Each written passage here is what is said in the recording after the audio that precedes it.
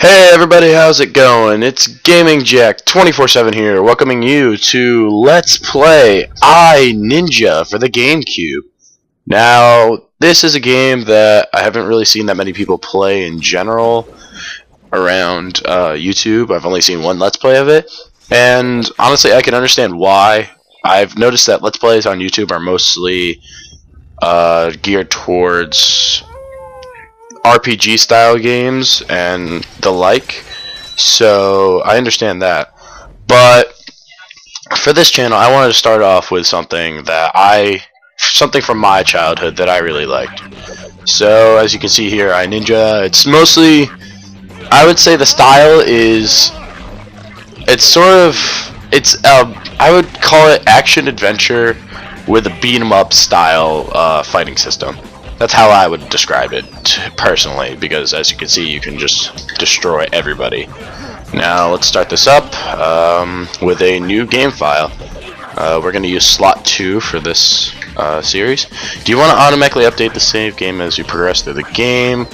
No, I would not. I would like to save it on my own, personally. Alright, save successful.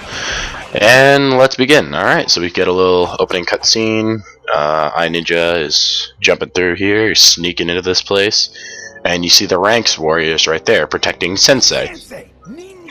And so Ninja, being the badass he is, just goes off and beheads people, cuts them in half. You're going to be seeing a lot of that throughout this game, to be honest. Now, oh, creepy demon looking thing with 3 eyes, and Ninja still kicks its ass. Because it's Ninja. Oh wait, what's that? Just wait, Sensei told us not to. What? Wait, what's going on? Stop raging! Stop raging! No, Sensei! No, we lost Sensei. Master, you're dead. Your grasp of the obvious astounds. It wasn't my fault. What was that thing? That was a rage stone. I'm just letting them talk right now, so that way you can understand the background. Ah, more. More? And you must retrieve them. More? Yes. The first lies on Robot Beach. It is guarded by the one known as Kaiser. Kaiser? What kind of name is Kaiser? I hope there is enough time to teach you the lessons you will need to defeat the protectors of the stones. He's dead and still. All he can think about is my training. Ninja, you so funny. Now, you pretty much heard that there. We're going to be going throughout the game collecting things called rage stones, but to get them, each one is guarded by a certain person. Now, you can see we are leaving this door right here.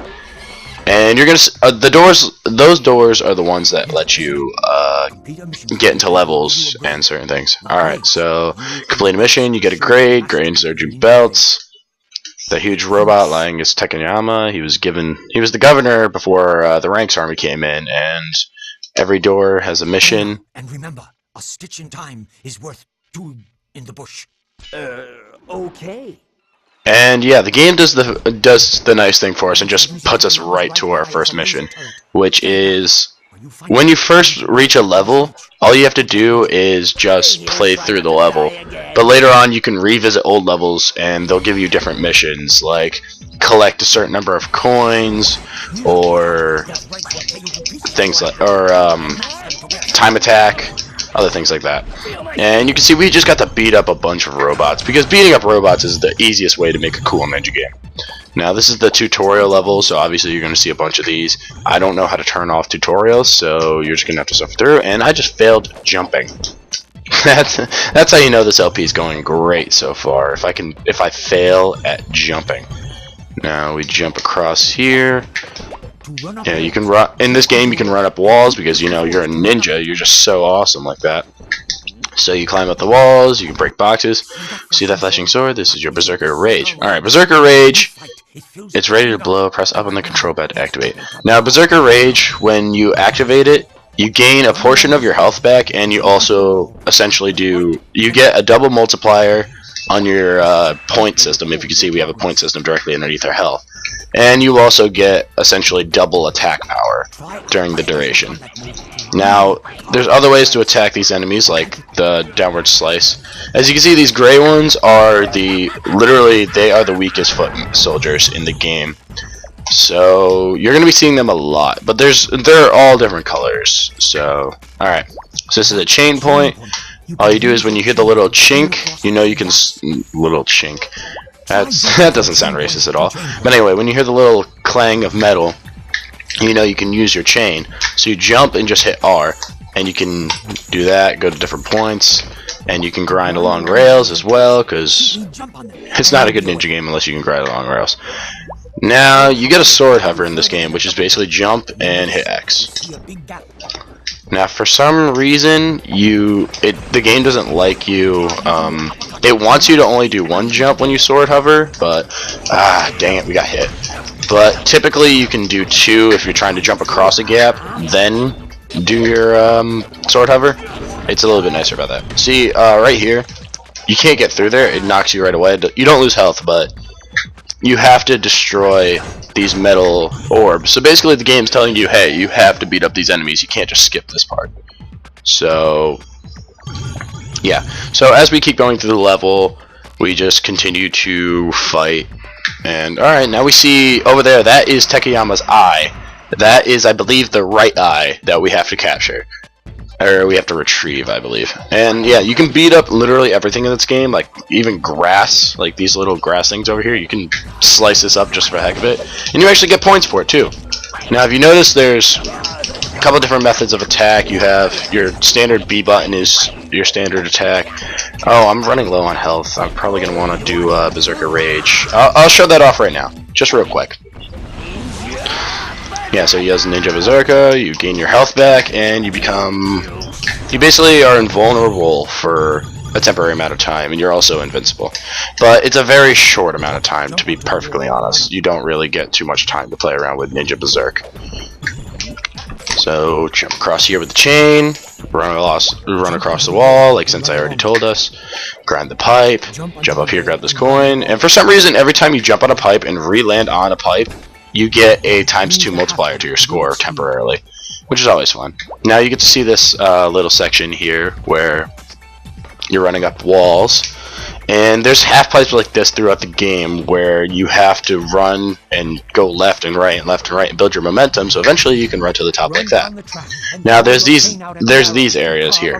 Now if you see that little red orb there, if you're running through, when you get on the track, that's going to start chasing you. And if you slow down too much, say you don't throw your chain out at the right time, or you just slow down too much, the red orb will catch you and send you back to the beginning, and you have to do it all over again. So we should be able to do this on our first try, because it's really not that hard. All you have to do is, you see the red arrows on the track, the second you hit those red arrows, you just pull out your chain. And when you get to the second set, you put it away. Now you can go, come on, there we go. Chain grab over here, go right here onto this pipe, jump across, give the 2× multiplier, continue to grind across like some kind of ninja Tony Hawk over here. But anyway, now we got a chain grab across here, and we get the eyeball. Hooray! Now, for some reason in this first level, every time you get a part of Takayama, it's always in ball form. Then again, the three missing parts are his eyes and his heart. But even the heart is contained in this ball-like spear, so at the end of every level in this first world, you're going to be rolling around in this ball, essentially, and just mowing over people. Now we get to go to this last area over here, go through the hole, and we have eyeballing. You have to run down the track and grab the grade before the door shuts. Now, when we come back here, this level specifically, when you do it the second time, you have to kill all the enemies in the level, which is why I run them over for I run them over for a reason I'll explain at the end of this level. But at the end of every level, you have to, in this level, when you come back to it, you have to kill all the enemies. So in this case, you'll see that there'll be enemies set up in bowling pin formation, essentially. And what you have to do with them is you literally have to bowl a strike. So you go right up to them and go straight through the middle, and you automatically kill them all. And every time you do that, you get a higher multiplier. So there, we did the first one, we got that second one, we get a 3× multiplier now. Now we have to weave our way through these pipes and continue to make our way down the track, get another strike. Try not to hit those flames, because those flames will actually hurt you, and yeah, that's not that's not fun at all. Get another strike, and this part always messes me up because I always go for the strike and avoid to the right, but that always makes me go too high to the left, and then I slow down. So as you can see, we have 10 seconds left to make it to the grade, and holy crap, I think we're not gonna, no, we're gonna make it to the grade. Is right here. 6 seconds left on the clock. That's not my best time through eyeballing, but it's definitely not my worst. When I first played this game, I did fail it at first. So now you can see the grade right there, that golden thing with the 3 claw marks through it. That's a grade. And there's a high score. I'm sorry, I sped through that. I should have waited. Basically, high score is how many points you scored in the level. Coinage bank is overall you'll save up money to, I don't know why, I forgot the reason why coins are actually important outside of the level. And you can see the ranks bank. I killed all 45 enemies in the level. Now, at the beginning, every 100 enemies you kill will give you a new sword. But in the end, the levels will get higher and higher, how many numbers you need, how many enemies you have to kill to get the next blade. And also at the bottom, you can see the grades. We're currently a white belt, and we got our first grade, and we need 2 more to become a yellow belt. So yeah, and then at the end of every mission, of course, they heal you. And save game progress. We can save it real quick and continue on to the next level. Save successful. Now we jump out of this little manhole right here, and here comes Takayama's eyeball, and he just absorbs it back into his eye magically, because for some reason he doesn't have a heart, but he still has telekinesis powers somehow. I don't know how that works. Maybe it's just because he's a robot. But yeah, so now we're out on the beach. This is basically the hub world for level 1. Now, as you can see, this is the door we actually originally went into. And let's talk to Sensei real quick. I just want to show this off. Sensei comes down and basically says, "See the yellow shield of his arm." That means you aren't tough enough to try this mission. Come back when you are yellow. So he basically tells you the shields change colors depending on the belt. And basically that yellow shield says, when you get your yellow belt, you can come back and do another mission there and earn another grade if you're good enough. And I'm just going to cut up this grass just because. Now you can see over there that's like a pinkish, purplish barrier. I believe that's for red belts, and that's not until way later on in the level. Now, I'm going to do eye to eye because I feel like eye to eye, I mean, I have been recording for about I've only been recording for about 13 minutes, so I may make this first episode a little longer. So the ranks have taken Takayama's left eyeball to use as a laser defense system. Find it and roll it back here. It won't be easy, but I know you can find it. Stay here and try not so pretty much he describes the level, the general objective for the level every time you enter it. So in this case, same as before, different level layout, same design of the level basically, you know, same color scheme and area style. Mechanical with the rocks around it, but overall, honestly, as far as an early GameCube game goes, this is actually overall the art design and like the design of the levels. I actually really like it. I don't know why, I've just always had an affinity for this game's the way it portrays everything. It just looks really cool to me. Oh crud! I ran across the wall. My bad. But anyway, alright, you can see we have another one of those ramps like before, and we run down here, and let's hopefully not get caught by that red thing. Run through here, and we're already safe. Awesome. So now we have to run down this dirt path over here, grab these coins along the way, because, yeah, we just have to. Trust me, for some reason, I can't remember why coins are important, but I believe they will pay for extra levels later on when you come back to like a revisit a world. You have to pay somebody in that level to do a special course in that level, and that gives you more chances for grades. Now you can see I didn't talk about this last time, but this is a checkpoint right here. Every time when you pass it for the first time, it'll glow blue, and if you die anywhere else in the level, it'll respawn you there. So now we have another one of these tracks, and this is more outdoorsy. Honestly, I don't know why, but I was talking about the art style earlier. Personally, to me, okay, come on, I made that. That's bull. Alright, let's try this again then. But anyway, I was trying to say that personally, as far as gaming goes for me, I've always really enjoyed a cartoony art style.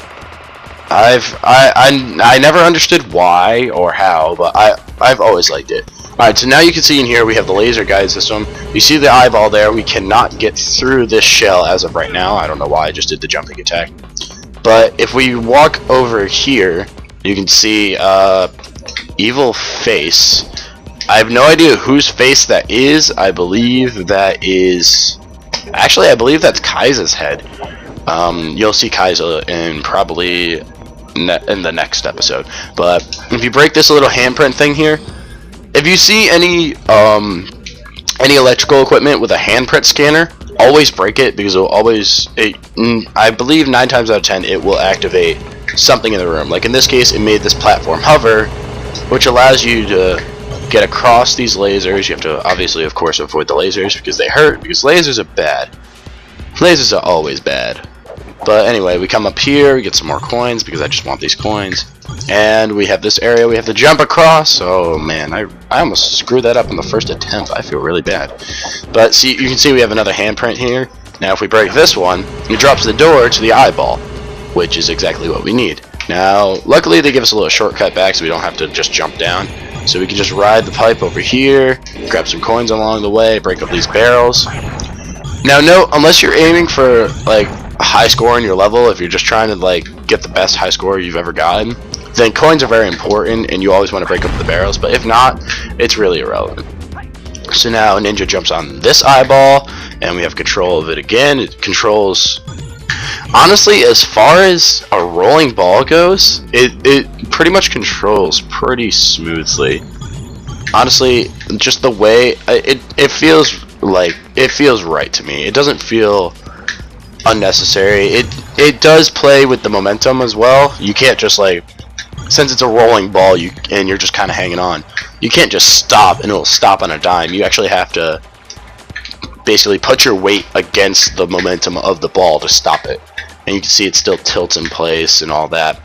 So honestly, as far as rolling ball mechanics go, these are actually pretty good to me. I don't know, maybe I'm wrong. Maybe actually having to counterweight your momentum is a bad thing in video games and I'm just an idiot.